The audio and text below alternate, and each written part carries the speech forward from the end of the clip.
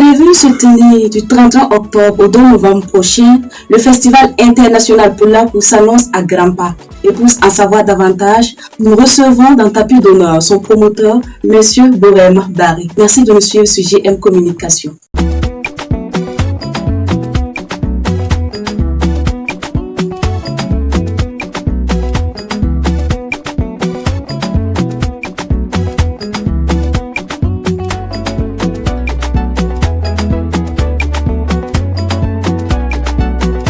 Bonjour et bienvenue. Bonjour. Une 7e édition s'annonce. Comment se passe l'organisation?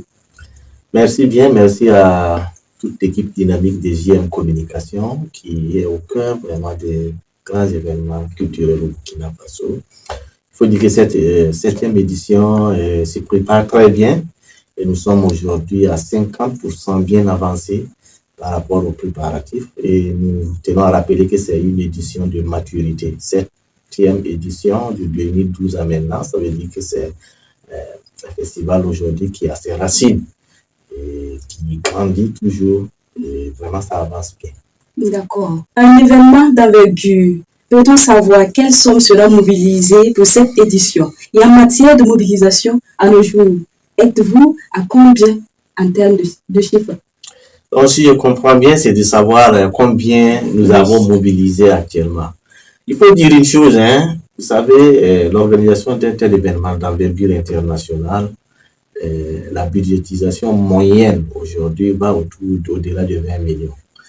Au-delà de 20 millions, mais nous, ce n'est pas les chiffres souvent qui comptent, parce que souvent, il y a des accompagnements logistiques, des accompagnements matériels qui peuvent apporter un plus. Et il y a même des artistes qui donnent leur contribution en venant prester. Ça, on ne peut pas estimer en termes matériels, mais en termes techniques.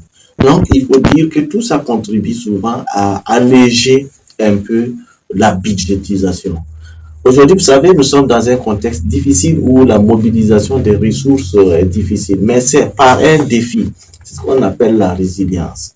C'est cette résilience aujourd'hui qui amène beaucoup de promoteurs du festival, beaucoup d'hommes du festival de culture à aller vers l'organisation. Parce que le Burkina Faso est un pays résilient, un pays de culture, et cette culture tient une flamme.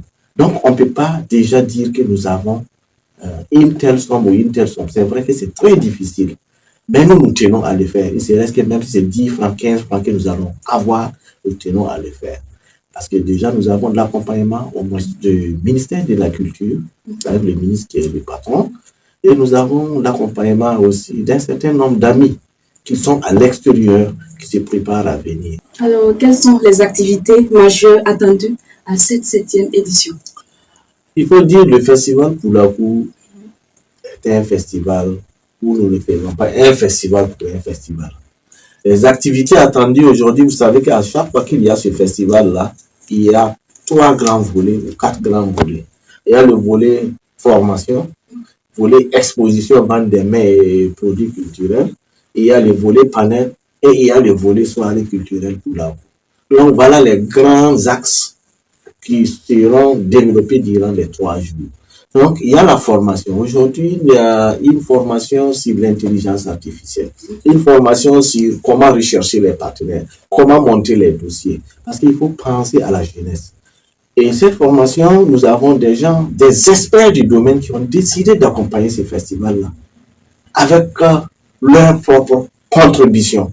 Aujourd'hui, vous prenez, c'est des experts en Afrique de l'Ouest dans ce domaine-là qui disent que voilà notre contribution. C'est l'occasion pour moi de leur dire merci. Et ça, c'est à partir de vendredi. Et déjà, nous avons plus de 300 jeunes, presque 250 jeunes inscrits, étudiants et tout le monde de recherche, l'emploi, le monde de travailleurs. Il y a le volet conférence. Parce que le thème aujourd'hui, c'est que nos expressions culturelles au service d'un dialogue vraiment bienveillant sur les réseaux sociaux. Donc, il y a un panel. Vous savez, c'est un monde aujourd'hui qui compte les réseaux sociaux. C'est un monde virtuel qui regroupe des milliers et des milliers. Et le premier objectif de ce festival, c'est la contribution à la cohésion sociale et à la recherche de la paix. Parce que la culture aujourd'hui doit être un vecteur de cohésion sociale. Et la mission principale du Festival international Poulakou depuis sa création là, c'est de contribuer à cette cohésion sociale. Parce que la culture est un pont qui doit unir et non diviser. Donc voilà un peu les 3 volets du programme qui seront vraiment détaillés durant les 3 jours. D'accord. Sur le plan culturel, quelles sont les grandes vedettes qui seront de la partie? Il faut dire que déjà, nous avons presque 4 pays avec des artistes qui sont annoncés. Nous avons le Cameroun, nous avons le Mali, nous avons le Ghana, nous avons le Niger, nous avons même des artistes burkinabés qui sont aussi de très grande taille. Et nous avons des artistes de Bobo, de Dori qui seront là. Donc voilà un peu le programme. Et ce sont, parce que le Poulakou, je le répète, est un concept de vie qui met l'homme au milieu de son humanisme. Et lorsque l'homme est au milieu de son humanisme, il cultive la valeur positive de la paix. Et c'est ce que nous recherchons à travers ces cadres. Pour cette édition, à quoi les festivaliers pourraient-ils s'attendre comme innovation? La première des innovations pour ce festival-là, nous avons décidé cette année de rendre hommage à des piliers qui ont travaillé à entretenir la flamme du Poulakou à travers les médias.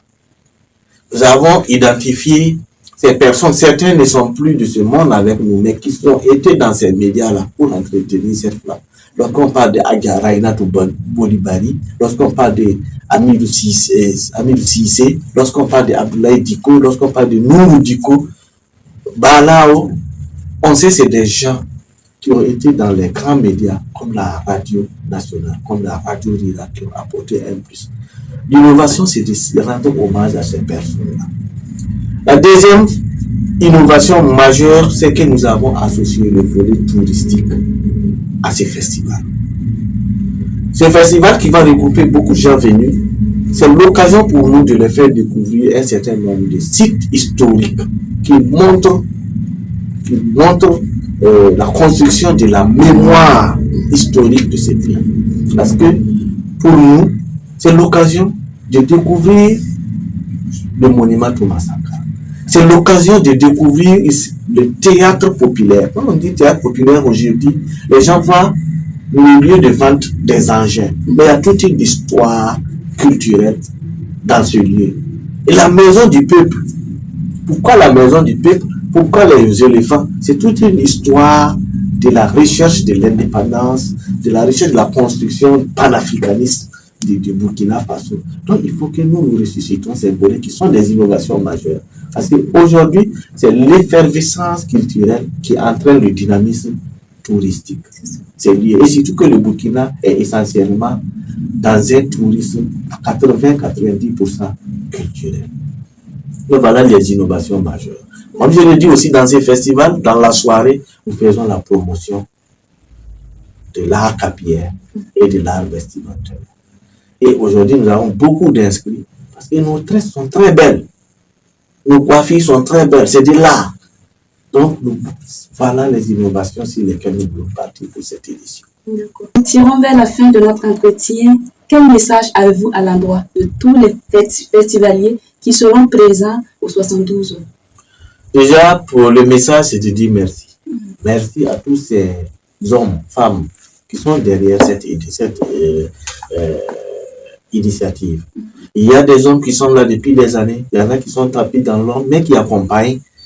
Et c'est de dire, de venir découvrir la facette culturelle du Poulakou.